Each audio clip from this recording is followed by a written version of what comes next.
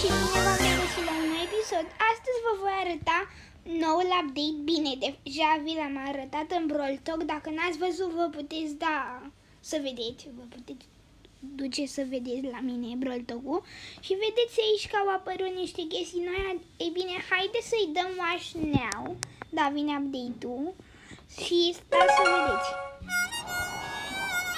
Că n-ați văzut.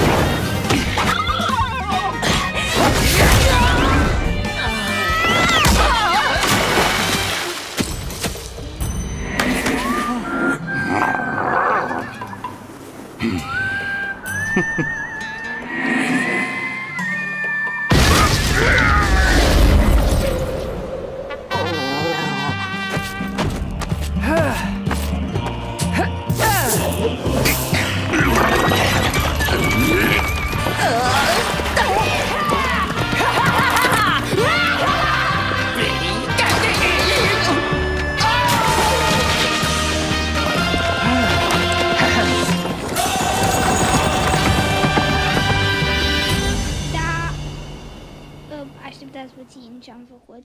Dar să mă bag iarăși pe Brawl. Să vedem dacă bine. Aștept aici de mult bine. Vreau să dau și eu un meci.